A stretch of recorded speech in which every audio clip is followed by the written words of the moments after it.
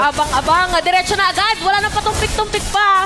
Game 1, Blacklist International laban sa Minana Evos. Ang mga debutants ng Minana Evos lalaban na sa proven and tested na MV3. Alam mo, Chantel, gusto ko lang sabihin na itong Gold Lane matchup na to, kinakailangan talaga mag-ingat Isumpak and the rest of Minana. Tama nga yung sinabi ni Wolf kanina sa kanyang keys to victory na kailangan nila alagaan yung pot of gold. Mapapansin kasi natin na si Sumpak, yung playstyle niya kasi, kailangan mo hintayin yung ano niya, yung activation niya, yung timer niya kumbaga. Speaking of activation, activated na yata agad yung mga players natin dito at kita naman natin for Minana Evos na talagang tumatapat din sila sa initial rotation. Pag mga ganito kalaban mo na mga team or ikaw mismo, gusto mo aurahan agad ang mangyayari. Ayun na nga, katulad ng pag-aura doon ni Edward, mapapauwi ka agad. Pero dito, napakaganda ng ginagawa ni Renjay. Ito yung mga sinasabi nilang, pwede ka magaling sa isang hero, pero pwedeng hindi ka magaling mag-roam. Dahil ito si Renny J, pinapakita niya na magaling talaga siya mag-roam kasi minimirror niya yung rotation na ginagawa ng Minana and at the same time, hindi niya talaga tinatantanan doon. Tingnan mo, flicker, kagad, expended. Napaka-crucial niyan kasi 20 seconds, lalabas na ang kauna-unahang turtle. Oh, tsaka usually kapag napipigilan mo yung post-fight ng kalaban, parang nililimit mo yung vision. Oo. Vision nila. So, yung rotation ay hindi natin na masyadong makikita para sa ng Minana Evos. Pero pwede na pantayin. So, abangan na natin, usually, is the turtle objective. Hindi ko na maalala kung naabutan ba ni Sumpak si Rene J before sa bootcamp. Alam ko ba, Nagkasabay. Di ako sure, pero Medyo mabagal ng aking memory. ngayon, nagkaabutan na sila. Nagkita na sila doon. Sa turtle naman sila magkakaabutan. Of course, para di sa ating laro sa nakapwesto ang ating mga players, kalahati lang ang buhay na ating turtle. Ganda ng vision, ganda ng knock-up on to Lancy. In a 4 members sa pero Sensui pa rin ang makakakuha ng kauna-unahang turtle. Blacklist International secures that clash. Fairness dun sa ating Martis, kahit yung backshot natin mabilis kumuha ng mga jungle creeps, ay magkapare sila ng EXP. So, I think it can be attributed dun sa fact na hinabol ni Remy J or minatahan niya kung saan yung rotations ng roamer din ng Minana Evos para nakakalculate niya kung saan nga ba yung jungling pattern mula dun sa may backshot. Kung papansinin, mirror na mirror, iwas na iwas eh. Kumbaga, hindi mirror as in mirror na sinabayan, mirror as in parang, alam mo yung naka-selfie mode?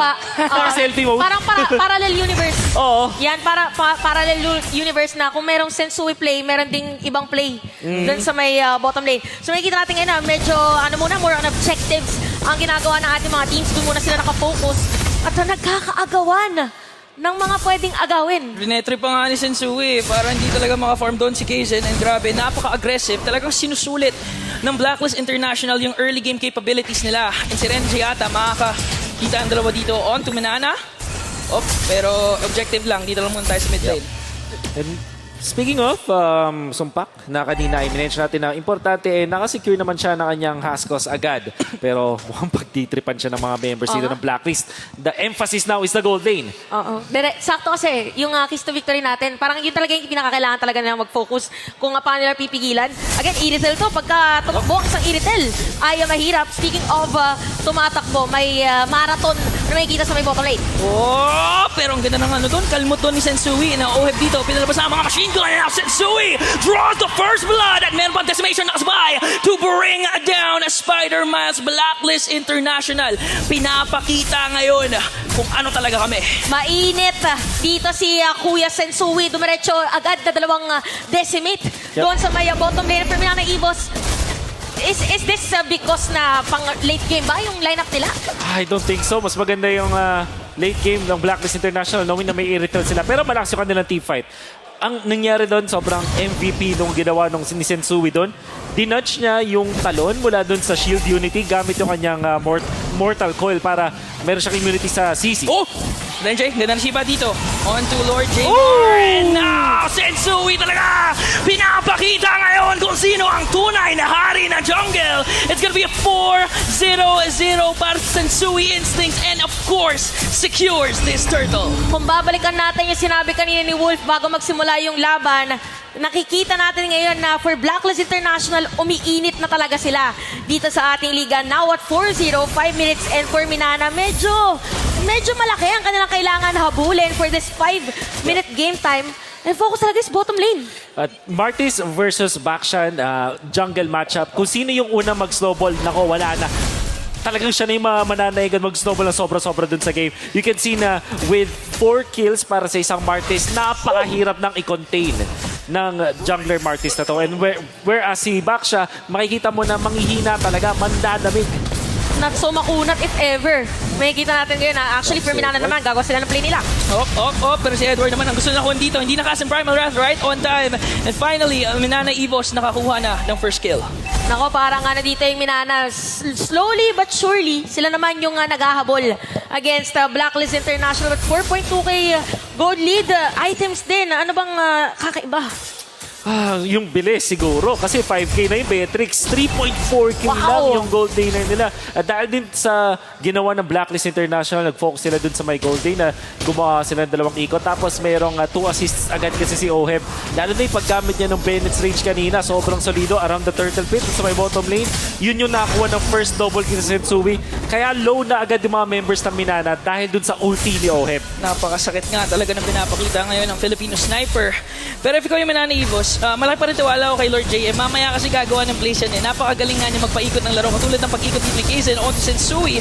Pero Blacklist, objective ang gusto. Ang gitnang tore ay tutumba. Grabe, sobrang bilis. 6 minutes masira ang mid lane na turret at naaaurahan kasi ni Haji pala kung saan nakapwesto.